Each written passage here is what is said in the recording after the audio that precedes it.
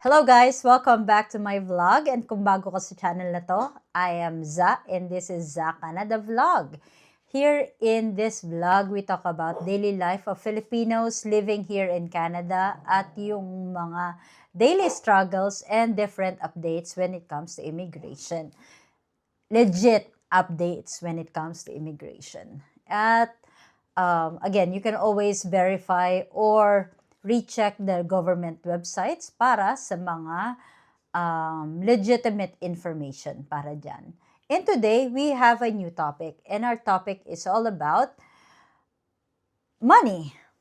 Okay? It's all about kaperahan. Ano nga ba? So ngayon, tatanungin ko kayo. If you are given $10 million right now, or 10 million pesos na lang ngayon, magiging masaya ka ba? Okay? And siguro sasabihin mo, oo naman, sino ba namang hindi matutuwa sa isang libre na 10 million pesos? Pero, bakit ang dami pa ring malungkot? Ang dami pa ring mayayaman na malungkot, ang daming successful na tao na pagod sa buhay. Today, yan ang pag-uusapan natin. And there's always this quote that money cannot buy happiness. Totoo ba to? Or pang-comfort lang dun sa mga taong walang pera? Yan ang pag-uusapan natin ngayon. Panoorin hanggang dulo.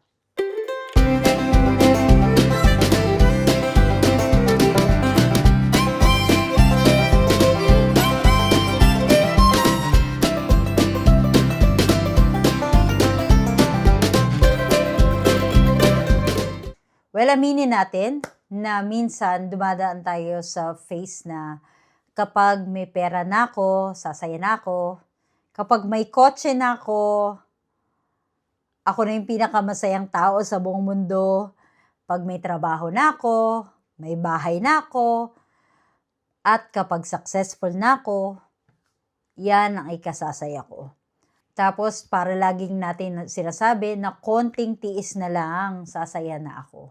So let me share a personal story. Nasabi ko sa sarili ko na kapag narating ko yung Canada, sasaya na ako. Ako na yung pinakamasayang tao sa buong mundo.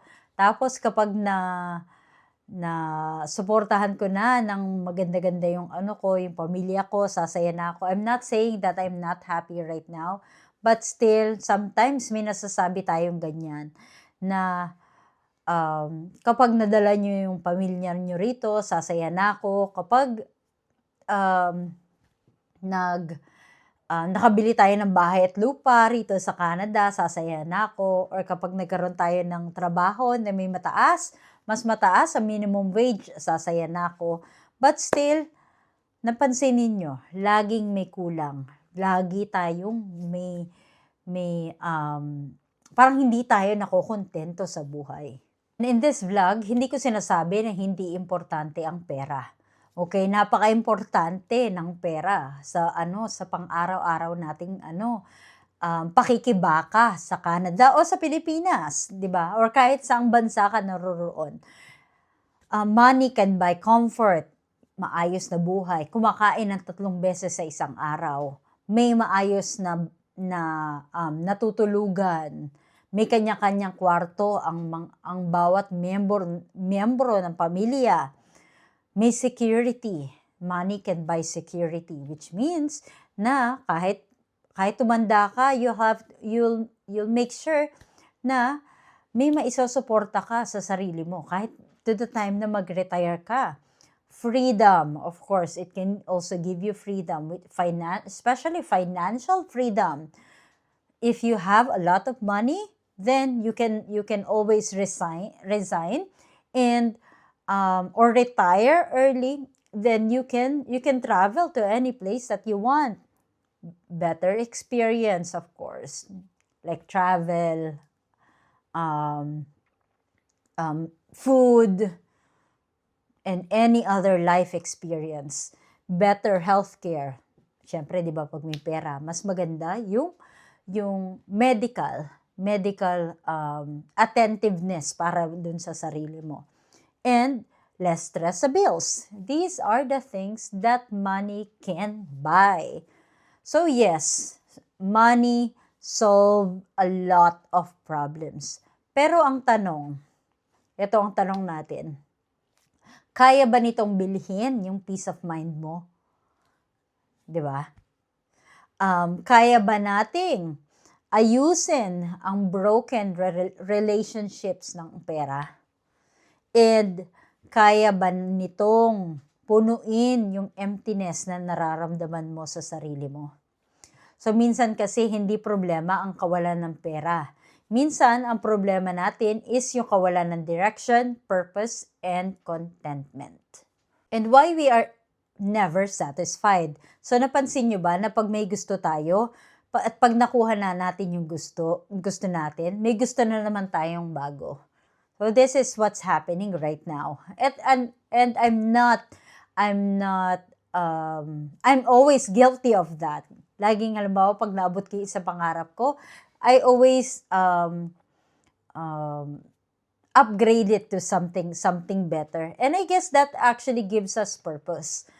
That's gives us purpose or goal in life. Kasi pag hindi naman tayo pag hindi tayo tumitigil mangarap, 'di ba? Hindi naman, kumbaga, if we are stop dreaming, we also stop learning. Ganyan ako eh. I always upgrade my dreams, and especially with the guidance of our Lord, our God. Sa kanya rin ko inaalay o inaano yung buhay ko. Kumbaga may tiwala ako sa Panginoon natin na siya yung bahala.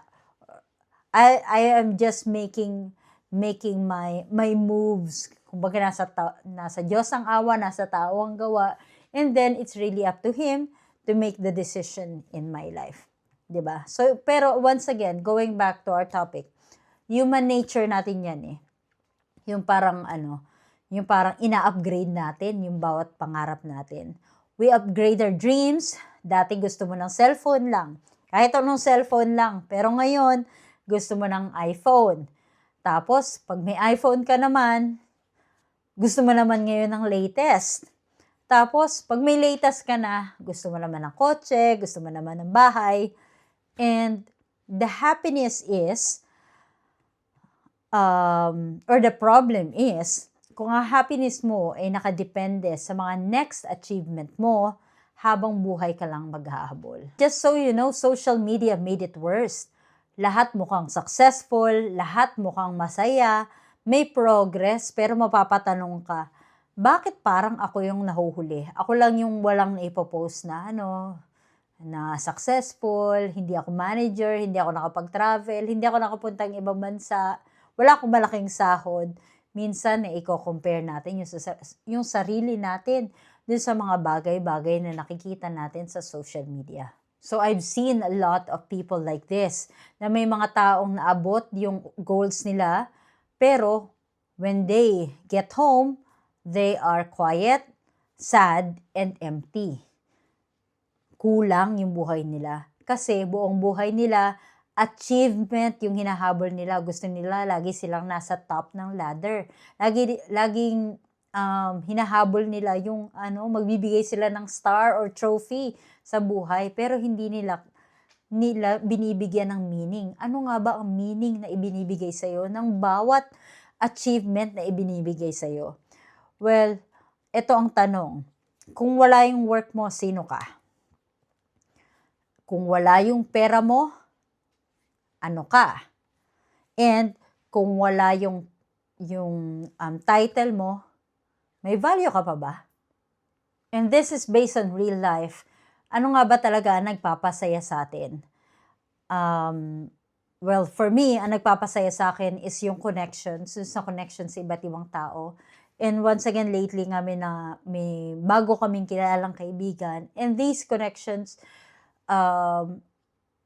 made me feel na may mga mabubuti pala talagang tao na kahit complete stranger sila, as in complete stranger sila, napatunayan ko na napakadami pa rin mabubuting tao dito, especially mga Pilipino. And purpose, it will give me purpose. especially like what I'm doing right now, this actually give me purpose in life to keep on going. And minsan, tatanungin niyo ako, hindi ka ba tinatamad kasi araw-araw ka nag-upload? I will not say no to that. Lagi, during weekends, dun sa time na ina-upload ko tong mga videos ko, may mga moments talaga na tinatamad ako. But then again, when I go back to my purpose, kung bakit ko to ginagawa, I always keep on going.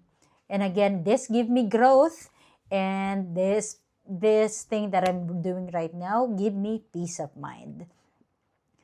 Ito yung mga taong, ito yung mga bagay na may kausap ka, pag pagod ka, may dahilan ka para gumising, may progress kahit maliit, and yung tahimik yung isip mo sa gabi. Okay? So, again, mas madali maging masaya pag may pera, pero hindi pera ang source ng happiness. Okay? Ano lang siya? Tool lang siya para maging masaya. So, wag na lang ba tayong mag-ambisyon? Wag na ba nating i-chase yung pera? Wag na ba tayo maghanap ng pera? Hindi. You just have to chase success. Okay?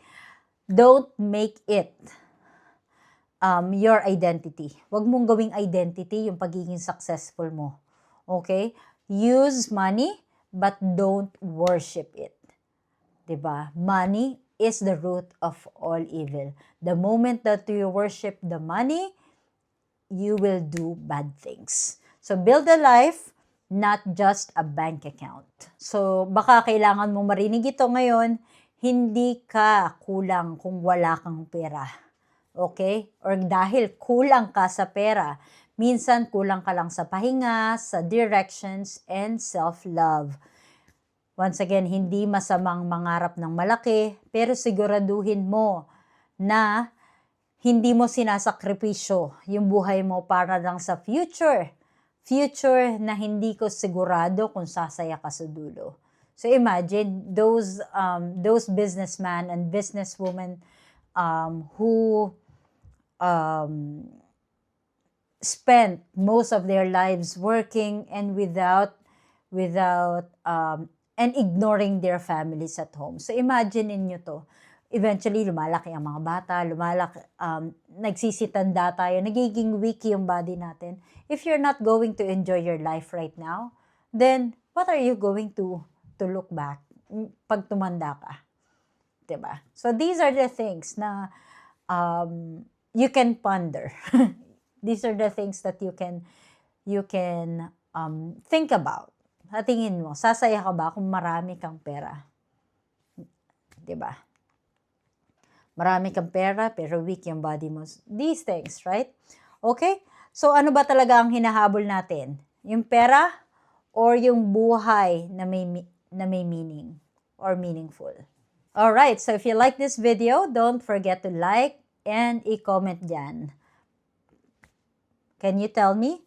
Can money really buy happiness? Okay, so like and subscribe my video. Lumalakad ang email ko dyan. At laging tatandaan, hindi kailangan maraming pera. Basta may peace of mind. Thank you so much for watching. I'll see you again next time.